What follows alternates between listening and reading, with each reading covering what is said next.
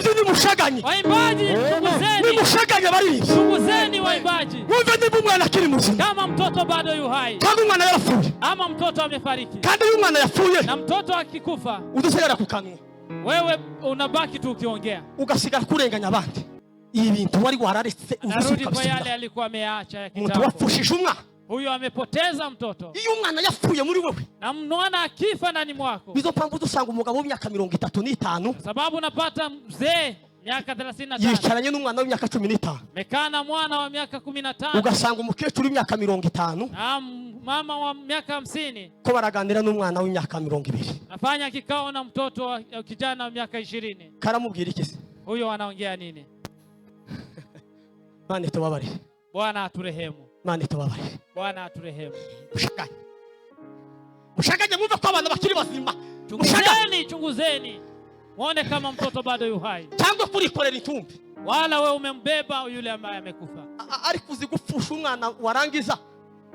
Maji ni kufiwa na mtoto alafu ugasuka ikorera intumbi y'undi muntu. Nao umebeba. Labda umembeba maiti. Kandi uyu mwana yapfuye muri wewe. Na mwana akifa ndani mwako. Usugaragaza uburyo bwose bushoboka. Huwa anajaribu uwezekanavyo. Kugira ngo unyage na wawundi ufite umwana. Basi umuibie yule ana mwana aliye hai. Amushaka ubushuti. Wewe unatafuta urafiki kwake. Kazi umuhereza yinite mu gitondo. Nao unajaribu kumpa credit kila asubuhi. Unamtumia pesa bila kuomba pesa. Na kumwambia mama wewe nilipie lunch. No ukagira ngo ndubushuti. Nao nafikiria ni urafiki. Karagira ngo kwa kumwana. Kumbe anatafuta kunyang'anya mwana ndiye naye. Uwiwe yarafuye. Sababu wake amekufa. Uwiwe yarafuye. Amefiwa na wake. Karagira ngo nawe kunyago wawe. Anataka kunyang'anya wako aliye hai.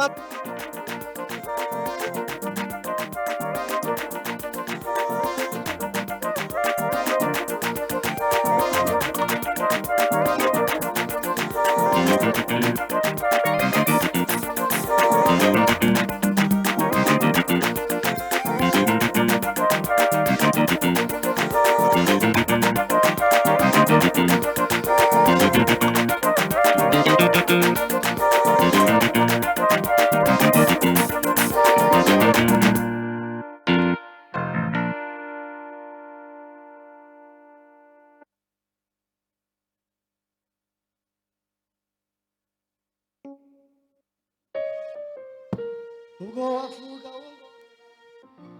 Yesu mugire yabanga cyo mu mutima uri mugire umwizere Yesu arazumva mugire imbere y'umutima ubwo wavuga ongorera Yesu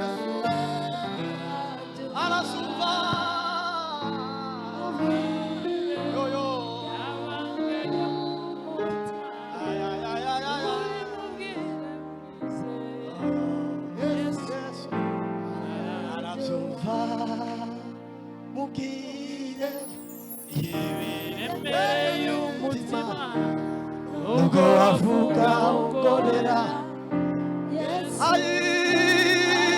arazumva n'ukuri ya kai pepe pasope shabila onda kina asi shima onde kari devi alla vida so de kari devi mugire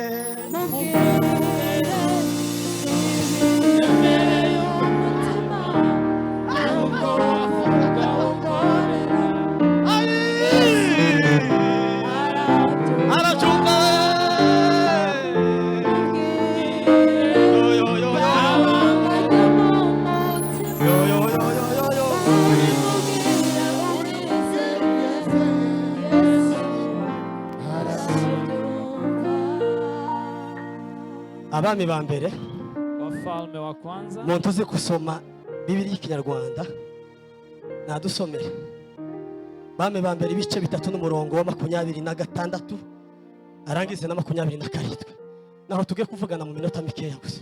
Wafalme wa kwanza 2:20 ibice 3 n'umurongo wa 26 n'uwa 27 3:26 27 naho tuge kuganira.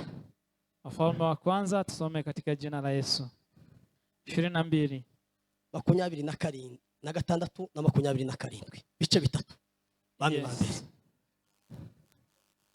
Maze umwami w'i Mowabu abonye ko urugamba abami ba mbere.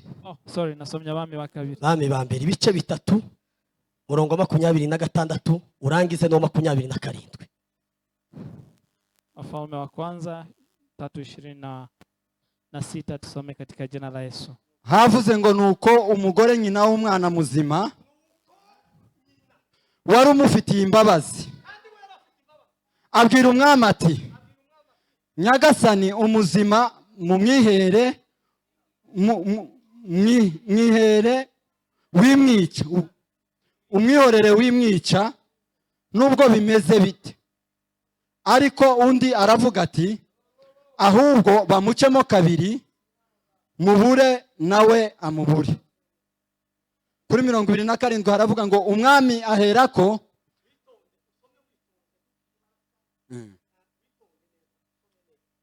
kuri 27 haravuga ngo umwami aherako arategeka ati uwo mwana muzima ntimumwice mumuhe uriya mugore kuko ari we nyina. Ndipo mwanamke yule ambaye mtoto aliye hai ni wake akamwambia mfalme, kwa maana moyoni mwake aliyomwonea mtoto wake huruma, akasema Bwana wangu, mpe huyu mtoto aliye hai, wala usimuue kamwe. Lakini yule mwingine akasema, asiwe wangu wala wako, na akatwe. Ndipo mfalme akajibu akasema, mpe huyu wa kwanza mtoto aliye hai, maana yeye ndiye mama yake. Amen. Dukomere ijambo ry'Imana. Makofi mazuri kwa neno la Mungu. Dushimiye Imana iduhaye igitondo cyiza. Namshukuru Mungu kwa asubuhi ya leo. Abangana gutyo tukaba duteranye turi bazima. Kwa kuwa tumekusanyika wote.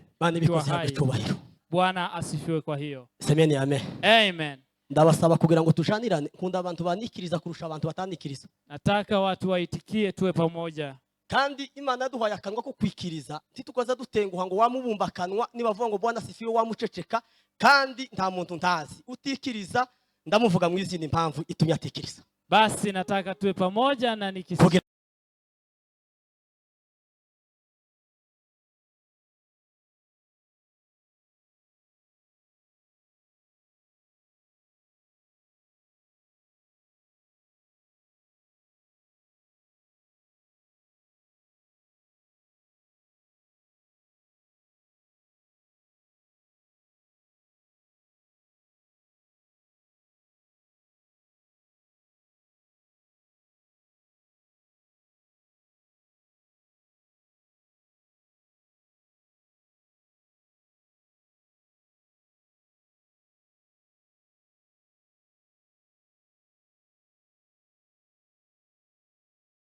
ukianzia abadamu babiri bamaraya, hawa ni wamama wawili malaya, ngo babanaga muzari babiri, nao walikuwa wanakaa kwa nyumba moja, kandi ngo tamushitsi wabanaga nabo, nao hawakuwa na mgeni, babanaga bonyine gusa, wao walikuwa wanakaa wao kwa nyumba yao. Ariko guwashize imisi mike boke, lakini baada ya siku chache mmoja akampata mtoto. Nyuma y'imisi 3, baada ya siku 3 undi na waraza, mwingine akajifungua pia. Ngo habaye nijoro, ilipokuwa usiku, umwana arafa, mmoja mtoto akakufa, kandi afasize kuko yamuryamye, naye aliyemlalia mtoto ndio anakufa. None uko amaze kumuryamira, basi alipomlalia mtoto ngo mugituko kiba, ilipokuwa usiku wa manane, umwana ngo nyina w'umwana muzima, mama yule ambaye mtoto arazuka ngoreka yose umwana we, na kuamka kumnyonyesha mtoto. Ngo amuzukiriye, alipoamka asanga umwana yapfuye, kapata mtoto amekufa. Ariko ngo mugitondo kiba, lakini ilipofika asubuhi, bamwitegereje mugwane, alipotazama mtoto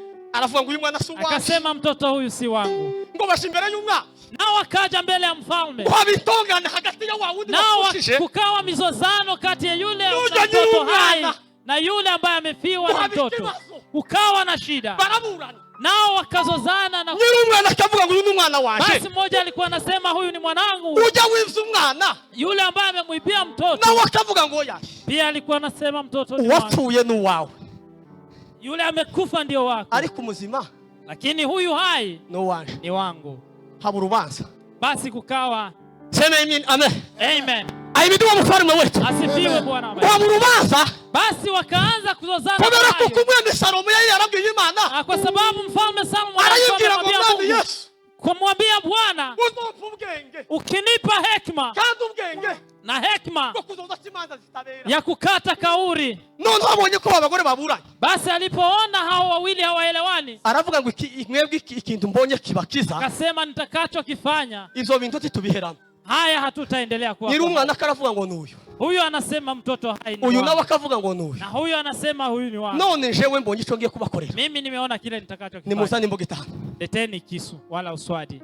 Semema. Ahimidiwe mfalme. Asifiwe Bwana wa majeshi. Muzane imboga itanu. Leteni uswadi, Nimara nchemu uyu mwana. nitawagawanya mtoto huyu. Nimara ibibazo birangije. Basi na shida itaisha. Umwe ajana umugisha kimwe. Moja achukue pande moja Udashandiki. na mwingine achukue pande nyingine. Ariko ngo nyina w'umwana. Lakini mama mtoto aliye hai aravuga ngo mwana. naye akasema, mfalme, Iyo bibazo bishoboka. basi hata kama iko hivyo, Iyo farindenganya. hata kama mtoto Iyo sijampewa, bahaye bandenganya. hata kama watu hawanionee huruma, Nimutanga uyu mwana. chukueni mtoto Mumuhereze. mpee huyu mama, chukue Kozi. mtoto aliye hai. Niyo bimeze bityo. Kwa sababu Mumumuhe. basi mumpee, kwa sababu sina lingine la kufanya. Umwami ngo yamavuga ngo ikibazo ndagikemuye. Mfalme akasema, basi nimepata suluhu, Ariko nyiri umwana. kwa sababu mama mtoto Uyu waza wiba. huyu mwenye alikuwa amechukua mtoto Yamavuga ngo ambaye si ina wake, ahubwo uko nguko nyine. naye akakubali mtoto Mucemwo numara. akatwe mara mbili, Twebwe tumubuhe. kila mtu amkose basi. Ariko nyina w'umwana. Lakini mama mtoto aliye hai akawa na huruma kwa Aravuga ngo mtoto mureka mujana. na kusema, basi nimemwachia hata kama mimi hawajanionea huruma. Salomo yamavuga ngo Solomon akasema, uyu mwana ntimumwice. huyu mtoto asikatwe. Naha twasomye. Hapo ndipo tumesoma, Yamavuga ngo uyu mwana ntimumwice. akasema huyu mtoto asikatwe mara mbili, Ikibazo kirakemutse. na shida imetatuliwa. Nyina w'umwana yabonetse. Mama mtoto Ni amepatikana, uyu nguyu. ni huyu. Muri Isiraheli hose Israeli nzima ngo wama bavuga ngo Salomo wakajua kwamba, ukasema Solomon ubwenge afite hekima aliyonayo ntabwo ari ubw'abantu, si ya wanadamu, yabuhawe n'Imana. imetoka kwa Mungu.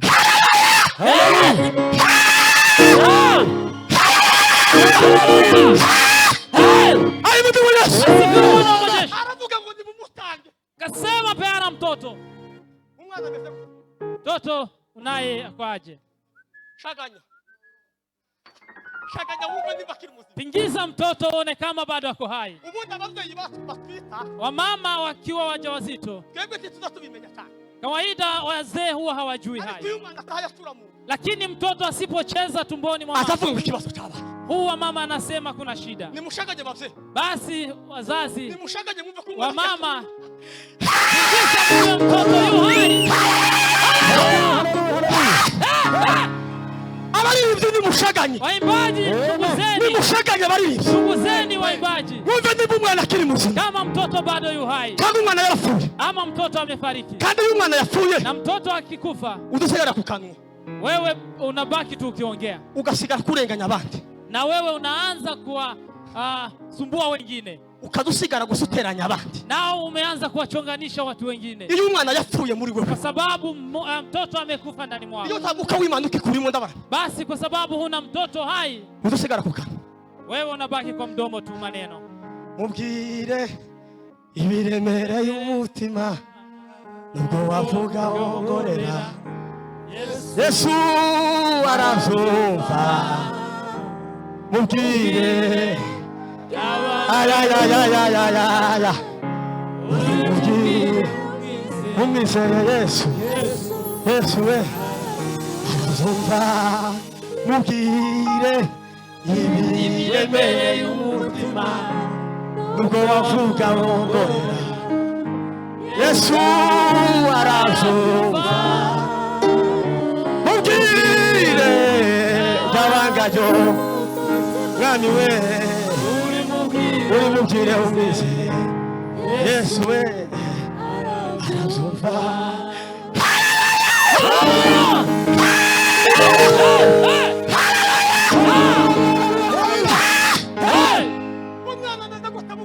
Basi mwana akwaje? Yu hai wala? Ndugu wapendwa, mwana yarapfuye tubizi. Yule ambaye umempokea Umwana yarapfuye tubizi. wewe amekufa na hujatambua hayo. Shaganya. Hebu tingisa mtoto. Hari ibimenyetso biza biranga umwana ukiri muzima. Kuna ishara zinazodhihirisha mwana akiwa hai. Hakaba n'ibindi bimenyetso biranga umwana wapfuye. Na kuna zile ishara hudhihirisha mtoto amekufa. Uwo twita umwana mu nda ntiyishaganye. Ukiwa mjamzito na mtoto hachezi kwa tumbo, Uza wirukankira kwa muganga. naenda hospitalini Ukavuga ngo sinzi ikibazo nagize.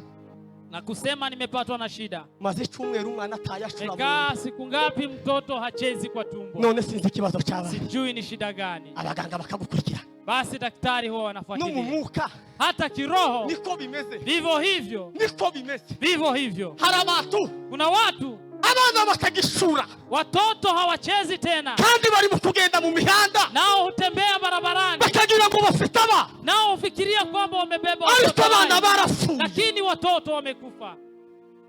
Shaganya. Hebu tingisa mtoto Shaganya. na uchunguze kama bado ako hai. Shaganya. Chunguza.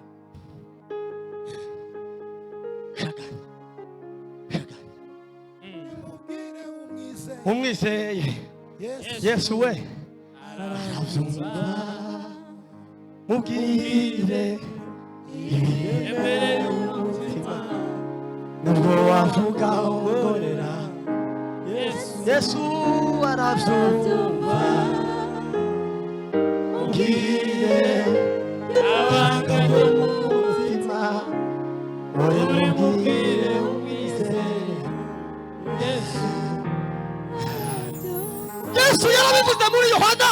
Na Yesu alisema katika Aravuga Yohana, ngo ufite uwo mwana akasema ndabarabiye. aliye na mwana huyo Afite ubugingo. huyo ana uzima, Afite ubugingo bavandi. uzima wa milele. Udafite umwana bakecuru we. Asiyekuwa na mwana Nta huyo bugingo afite. hana uzima wa milele. Udafite uwo mwana ata bugingo. Asiyekuwa na mwana huyo hana uzima. Turagenda ata mwana kugira ngo ufite ubugingo bumeze gute. Ufite ubugingo afite umwana. Umwana yarapfuye. Mtoto amefarika, Wasohoka ikanisa ukasha amefariki, guteranya wewe abantu. unatembea tu, Ukarara uvuga abandi ukirirwa uvuga abandi. unawasengenya wengine Umwana yarapfuye. mchana na usiku. Wewe una Suzuma. mtoto, Shaganya. chunguza, una mtoto. Uzogira ubugingo gute udafite umwana. Utapata uzima aje ukiwa hauna mtoto? Uzogira ubugingo gute udafite umwana. Utapata uzima aje ukiwa huna mtoto? Afite ubugingo. Ufite uwo mwana. Afite ubugingo. Nimba ata mwana ugifite. Nimba ata mwana ugifite. Kama huna mwana Umwana huyo, yarapfuye. kama mwana huyo amekufa, Ushaka kwisuzuma. wewe tafuta mtoto. Mwana w'ikirara ngo yarisuzumye. Na yule alijitazama mwana mpotevu, Amenya ibyo yatakaje. naye akajua yale amepoteza, Agaruka kwa senkuruzi. karudi kwa babaye. Ikibazo nuko umwana ari mu gupfa. Shida ni mtoto akikufa na ni mwana, Warangiza birege. Tumenye ko umwana yapfuye. na wewe ukose kujua. Hiyo ndio shida. Kagenda kumanda bakamu. Endelea kutembea na watu wanafikiria Oya yeta mwana ugifite. wewe huna mtoto tena, Kandi umuntu utagifite umwana. na asiye na mwana huo Ntibisaba kwirika. haiwezekani. Haleluya. Haiwezekani. Ntibisaba kwirika. Haiombi mtu aone kwa maono. Usugenda mu muhanda gusa wagenda mu muhanda. Ukitembea tu barabarani Bakavuga nguriya muntu. na watu husema huyu mtu Ari mu mwana. huyu ana mwana. N'ingendo yiwe yonyine. Hata akitembea No w'Imana. anaonekana Bintu biranga umuntu wapfushije umwana. Nachodhihirisha yule ambaye amempoteza mtoto ama amefiwa na mtoto Inzitizi zingahe gusa. ni kama vizuizi ngapi hivyo? Iya mbere twayivuze nta bugingo abafite. Nasema huyo hana uzima. Icya kabiri Jambo la pili, azatinyuka ibyo yarekaga. huwa anarudia yale ambayo alikuwa ameyaacha. Ibintu yaretse Yale ambayo alikuwa ameacha akongera kandi akabisubiraho. huwa anayarudilia tena. Ibintu watinyaga Yale ambayo alikuwa anaogopa kuyafanya ukongera kandi ukabisubiraho. naye amerudilia kwa hayo. Azasubira iyo yavuye. Merudi mahali alikuwa kitambo ikiwa hajaokoka. Sema amen. Amen. Haleluya. Haleluya. Haleluya. Haleluya. Haleluya. Haleluya. Iyo umuntu yapfushije umwana Na mtu akifiwa na mwana adasigara akora ibyo yari yararetse. huyafanya yale alikuwa ameacha. Bari bamuzi kuko yakazanywe inzoga. Na huyu alikuwa ni mtu ambaye Ariko amara gukizwa alipookoka arazireka. akaacha, Ariko arangije na baadaye umwana arapfa. mtoto akafa. amaze gupfa Alipofiwa azisubirayo. akarudi kwa pombe na ulevi. Uzosubira kuzo warekaga. Mtu huwa anarudi nyuma, Ibintu wari wararetse anarudi kwa yale uzosubira. alikuwa ameacha ya Umuntu kitambo. wapfushije umwana. Huyo amepoteza mtoto, Iyo umwana yapfuye muri wewe, na mwana akifa ndani mwako, bizo mpamvu dusanga umugabo w'imyaka 35 sababu unapata mzee miaka 35 yicaranye n'umwana w'imyaka 15, mekaa na mwana wa miaka 15, ugasanga umukecuru w'imyaka 50 na mama wa miaka 50 ko baraganira n'umwana w'imyaka 20. nafanya kikao na mtoto wa kijana wa miaka 20. Karamubwira iki se? Huyo anaongea nini? Mane tubabare. Bwana aturehemu, Mane tubabare. Bwana aturehemu. Mushagaye. Mushagaye mwumva ko abantu bakiri bazima. Chunguzeni muone kama mtoto bado yu hai, Cyangwa kurikorera itumbi. wala we umembeba yule ambaye amekufa. Ari kuzigupfusha umwana warangiza Maji ni kufiwa na mtoto alafu ugasuka ikorera itumbi y'undi muntu. nao umebeba tena maiti.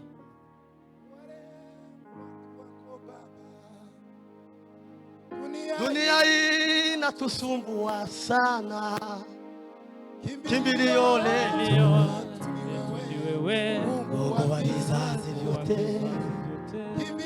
Kimbilio letu ni wewe, Mungu wa vizazi vyote. Icya gatatu, jambo la tatu kiza kiranga umuntu wapfushije umwana. nachodhihirisha yule amempoteza mtoto, Ntazagira isoni.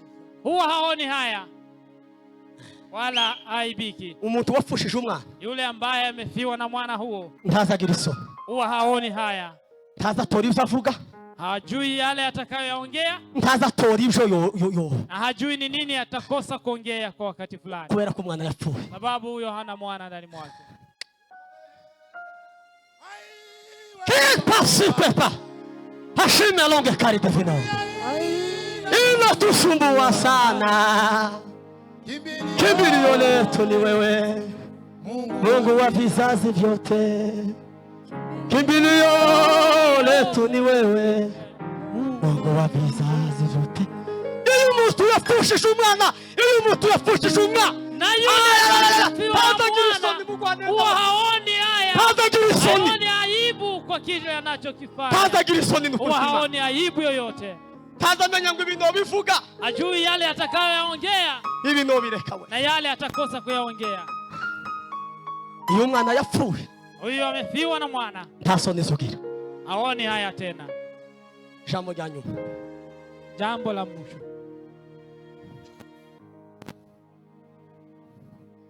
nta kimukingira bagifite. naye hana kizuizi tena wala kile kitakachomprotect. Iyo umwana amaze gupfa kuruzi, Na mwana akifa, ikigukingira kiba kirangiye muri wewe. kile ambacho kilikuwa kinakuzuilia basi kimetoka. Muzi babagabo ukuntu babatumye kuvuga amakuru. Najua wale ambao walikuwa ni wapelelezi, Ariko ngo Yoshua na Kalebu ngo baravuga ati ibyo abacu bavuze ni ukuri. Yoshua na Kalebu wakasema haya wamesema Ariko kweli, ikintu tubonye gusa muri lakini kile tumeona tu ni moja. nta kibakingira. Wao hawana kizuizi, Hey. hawana protection. Ibyo bavuze ni ukuri. Haya wamesema ni Amakuru kweli, bavuze habari gakarota. wameleta ni kweli, Ntabwo baciye ku ruhande. nao wamesema ukweli, Ariko bafite ijambo rimwe. lakini tumeona kitu kimoja tu. Imana nimara kutwishimira, Mungu tuzabajya akitukubali, tubitsima. nao tutawakula kama mkate, bazobajya kubera iki? Kubera umwana. kwa sababu ya mwana walio nao. Ngoja abantu ku imitima cyangwa dugifite. Nigute ntamwana ukikurimo wogwana. Waweza pigana vita aje ukiwa huna Itabu mwana. Yoshua na Kalebu bavuze ngo ndibimana twishimira. Ndio sababu Kalebu na Yoshua walisema kama Mungu yu pamoja nasi. Walikuwa wanajua vyema kwamba mwana aliye ndani mwao ana uwezo. None wewe uzozugwana gute ntamwana Nao ufite? utapigana vita aje ukiwa hauna mwana huo? Umwana yarapfuye kera. Mwana amepotea kitambo. None nguragwana gute? Wewe utapigana vita vipi? Atuye inyuma y'ibihe. Arutitangiriro nubwo ibihe zahinduka, wete bimukoraho Yesu arakora. Atuye inyuma y'ibihe, arutitangiriro nubwo ibihe zahinduka, wete bimukoraho Yesu arakora. Mureke dutange haleluya. Basi shout haleluya. Imana igarura abantu bapfushije abana. Na Mungu awarejeshe wale wamepoteza watoto. Bongere babe bazima. Wapate watoto wakiwa hai.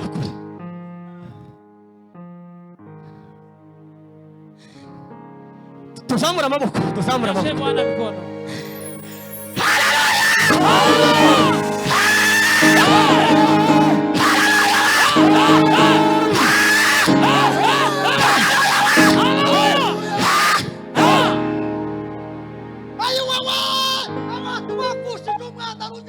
Waliofiwa na mwana huo wao hawana tena cha kuwazuia, wala hawana kile cha kuwa protect, hawana kile cha kuwalinda. None ubwirinzi bwomara kuvaho. Basi ukiwa huna ulinzi tena, kuriya umwana muto yazabona kuko imbere ya se n'umujeyi we mama ntawunta amuntu womushagara. Mtoto akiwa na mzazi huwa ana feel safe. None wewe uri mugufusha umwana ngo urasigarana iki? Na wewe umempoteza mwana, basi umebaki na nini? Nta mwuka ukigira. Huna roho. Tuheruka masengesho. Huna maombi tena. Tuheruka kurara mu ikanisa. Wewe hujalala kwa maombi wala kanisa. Nguru umunyamasengesho. Nawe ni mwana maombi. Tuheruka ihuduma. Hujaingia kwa ibada ya maombi. Ngufite umwana. Nawe unasema una mwana. Keretari ntumbu ufite. Wewe umefiwa na mwana. Umuntu ufite umwana. Aliye na mwana huo azakupa kagenzura. Huwa anachunguza kila wakati. Huwa anachunguza kila wakati. Na kufeel kama mtoto bado yu hai. Na kuangalia kama mtoto bado yu hai. Na akabwira umutware. Huwa anamwambia mzee, ikibazo cyabaye. Shida imefanyika. Iki cyumweru gishize. Last week umwana ati yazayishaganye. Mtoto hakuwa anacheza. None tuje kwa muganga. Basi tuende hospitalini. Baje kumenya ikibazo cyabaye. Na wajue ni nini inaendelea. Mushaka Yesu. Natafuta Yesu. Murareka gushaka Yesu. Musipomtafuta Yesu, namara ngo murashafite abana. Nanyi mtasema bado mna wana huo. Mureke tuganire. Basi tufanye kikao. Uzujya n'akazirimwe n'akandi kazirimwe. Wewe hukula chakula kuanzia umwaka ugashira hadi Monday. Utaba mwihuduma. Mwaka umeisha bila kuingia kwa maombi. Warangiza ngo kuja mu ikanisa siko gusenga. Na unasema kuenda kanisani sio kuomba. Warangiza ngo kuja masayini siko gusenga. Na kwenda kwa mlima sio maombi. Iwawe kurasenga. Huko kwako unaomba. Shaganya. Chunguza. Shaganya uve ko mwana akiri muzima. Chunguza kama mwana bado yu hai. Iyo umwana yapfuye. Mwana akifa, ntakigukingira ubugifite. Huna tena cha kukuzuia. Iyo umwana yapfuye basasa. Mwana akifa, ntakigukingira kiba kikurimo. Huna tena cha kukuprotect. Wewe uri mukuzu kagambana no mu ikanisa. Wewe unasengenya watu hata Naje kuipondi ukasufuga mugenzi wa mwishara mutebe ukamuvuga. Hata mkiwa mmeketi mnaendelea kumsengenya. Namara gufite umwana. Na unasema una mwana. Umwana ufite no wahe? Huyo ni mwana gani ambaye? Bamuhawe na. Umempewa na nani? Ninde wakuhaye umwana? Nani amekupea mwana wa kuwasengenya wengine? Watibuka kaja kuri WhatsApp. Na ukitoka tu unaingia WhatsApp. Uri mu ikanisa? Wewe uko kwa kanisa. Kandi president w'igihugu yo yinjiye hano. Ukiwa kwa ibada hata rais akiingia kwa church. Habe ni kitu chokurya. Hata kufanyike nini? Uza wihangana. Huwa unavumilia. Ariko wewe kurafungura WhatsApp mu materaniro. Lakini wewe kwenye ibada umeingia WhatsApp. Mama we. Namara ngufite umwana. Nao unasema una mwana. Ya. Shaganya. Chunguza. Chunguza. Wumve nimba kiri muzima. Kama mwana bado yu hai.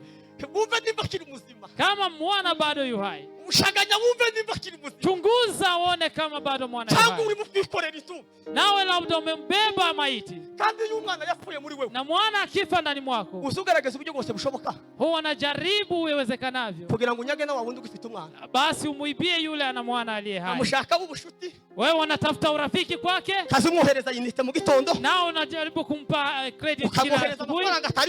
Unamtumia pesa bila kuomba pesa. Na kumwambia wewe nilipie lunch. Naona ukagira ngo ndubushuti. Nao unafikiria ni urafiki. Kumbe anatafuta kunyang'anya mwana ndiye naye. Uwiwe yarapfuye. Sababu wake amekufa. Uwiwe yarapfuye. Amefiwa na wake. Karagira ngo nawe kunyago wawe. Anataka kunyang'anya wako aliye hai. Namara mugira urubanza. Alafu muanze kuzozana. Nimutabona ba Salomo. Msipopata wakina Solomon. Shida zirabo. Shida zimekuwa shida. Muzoburana. nanyi mtaanza. Uriya yuko ndagukumbuye. Alararinde. Mekumisi uko wapi? Aya. Na sio upendo. Yakumbuye. Ameni misi aje. Ni ubushuti. Huyo ni rafiki kweli? Cyangwa karashaka wala kuna kitu anatafuta kwangu. Umwana yarafuye. Yeye amefiwa na wake. Anatafuta wangu ili akaniibie. Ndugu mpendwa, ukipigiwa simu wewe jua nani ana nini na nini anataka kwangu. Ubaza makuru. Wauliza habari. Pana kuichara muri hoteli ni Portecom. Si kukaa tu kwa hoteli bila kujua ni nini imefanya ukae hapo. Mwana yarafuye. Sababu mwanawe amekufa. Karagira ngo kwicira. Nataka kuibie wako. Shagaye. Chunguza. Atuye inyuma y'ibihe. Aruti tangiriro. Ariwe nubwo ibihe byahinduka. Wete bimukoraho Yesu. Arakora. Hallelujah.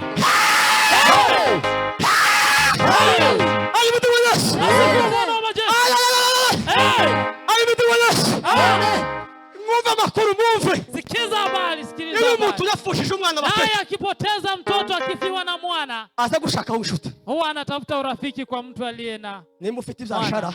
Kama una biashara. Agasigara kugurira cyane. Naye anakuwa customer kwako. Ndetse karenzaho. Ada anazidisha. Ukamubwira ngo se kumpaye amafaranga menshi. Muuliza mbona umenipea zaidi ya ile pesa nimekuitisha? Ngoya nitakibazo. Nasema hiyo ni bonus. Uzozi yasigara ntari wo question. Wewe baki nayo tu.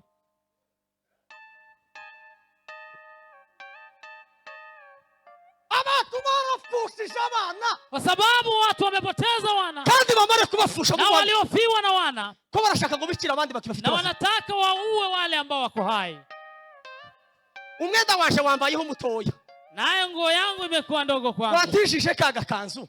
Si unisaidie ile yako. Washishije cha kitenge. Si unisaidie ile kitenge yako. Kitenge. Ya. Uzozumenya ngo siki gitega kijanye gute. Jua kwa nini amechukua kitenge hiyo? Ni inshuti. Huyu ni rafiki. Cyangwa gekunicira umwana. Wala anataka achukue mwana nilie naye. Ikashagi ashanye. Anyang'anya wangu. Ifatara hayakira. Na mbona anataka troza yangu? Huyu ni urafiki ama ni nini anatafuta kwangu? Churanga dushamburi abo bantu.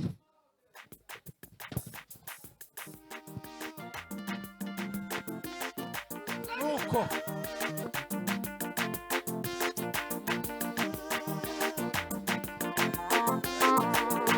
Sawa. Wewe mshamburi na wewe.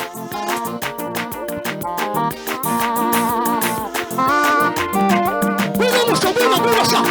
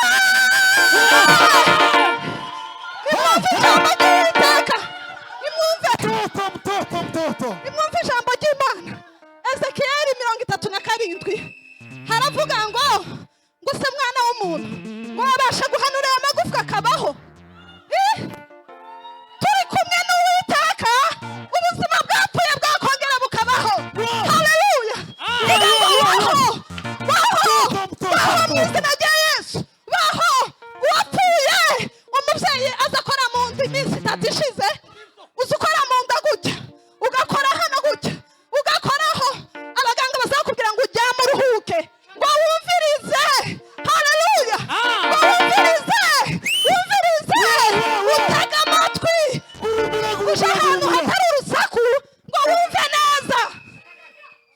Haleluya. Ahari yaba yasinziriye ijambo ry'Imana riguhumugisha. Turagasha turaga mutoto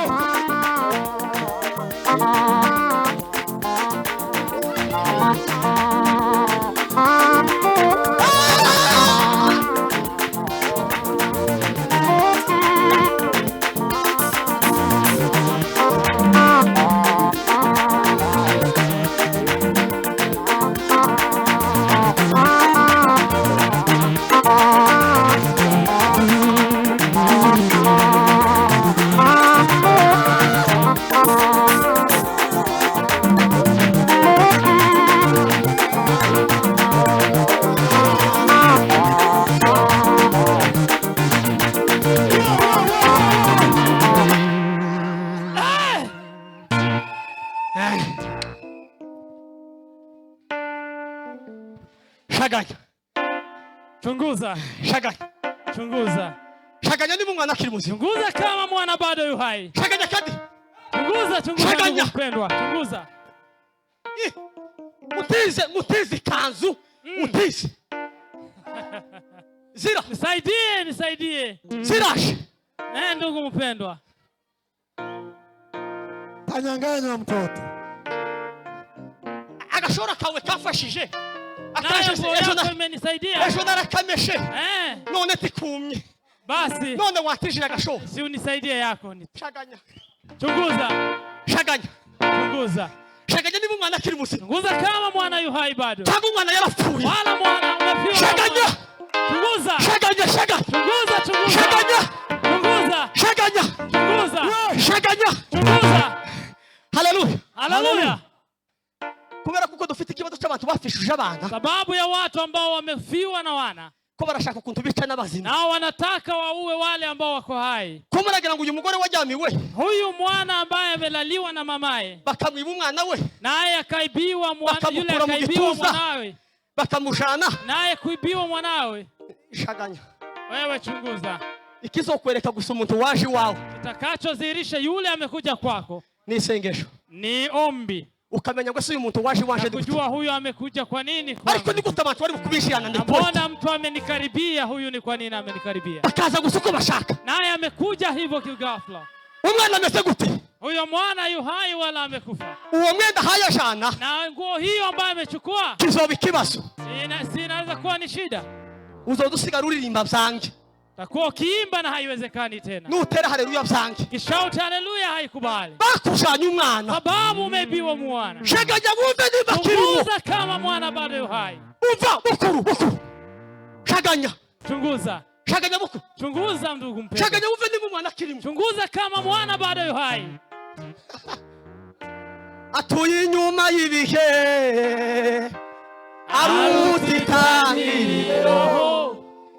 Nukibihe zahinduka Yesu nimukoraho Yesu arakora atuye inyuma ayayayaya arutitangiroho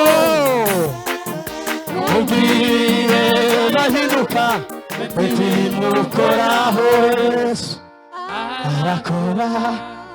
Mwone gatanga haleluya. Takubali ni shout haleluya. Mureke tubwire Imana. Na tumwambie Mungu. Abana babe bazima. Basi wana wetu wawe hai.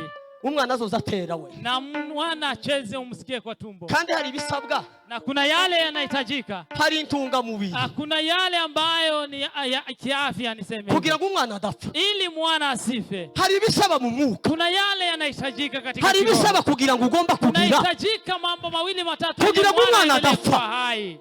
None uzoba udasenga. Wewe utakaa bila maombi. Namara gufite umwana mureke tukiza niko. Fikiria una mwana akiye hai. Kora lini tangaza maombi tubonetse. Kwaya wakisema wataomba huko. Aba mama ni batangaza tubonetse. Kwa maombi akina mama upatikane. Urubyiruko tubonetse. Wanayufi upatikane. Abagabo tubonetse. Kwa baba upatikane. Abayumbe tubonetse. Kwa waombezi upatikane. Namara gufite umwana. Nao unasema una mwana. Yarapfuye. Huyu amekufa. Kandi kurashaka kwicana abana. Nao unataka kumuoa wengine.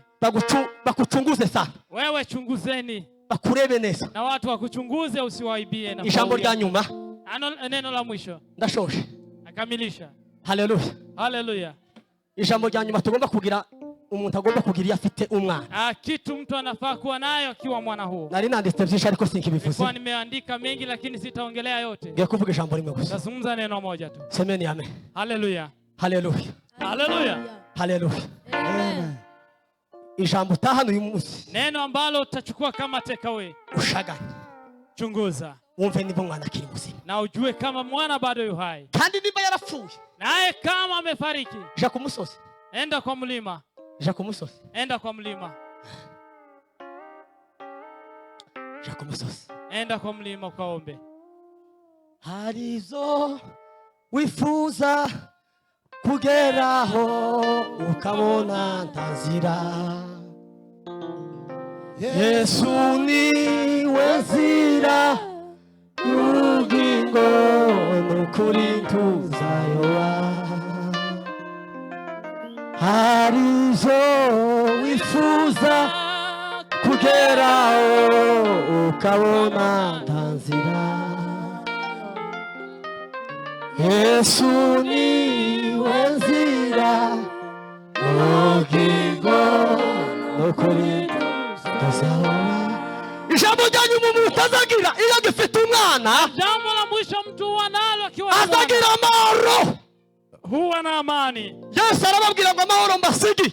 Yesu akawaambia amani nayowaachia. Ayandikira igitabo cya Yohana. Waandikia katika kitabu cha Yohana. Arababwira ngo amahoro mbasigi sinkayabisi. Kasema amani yangu sio kama ya ulimwengu. Kandi uko tanga suko abisi baza Vile batanga. navyopeana amani si kama wanadamu. Mugira amahoro. Muwe na amani. Umuntu azagira amahoro. Watu wana amani iyo agifite umwana. wakiwa na mwana. Ariko iyo umwana yapfu, Lakini ukifiwa na mwana huo, amahoro azagira. huwezi yapata amani. Azagira imidugararo. Naye huwa na mizozo. Amahoro azagira muri we. Huwa hapati amani ndani Ariko mwake. iyo umuntu agifite umwana, Lakini mtu akiwa na mwana huo, azagira amahoro. huwa na amani. Bavandi, Ndugu wapendwa, mushaganye. chunguzeni Mwumve niba umwana akiri muzima. na kujua kama mwana bado yu hai. Mushaganye.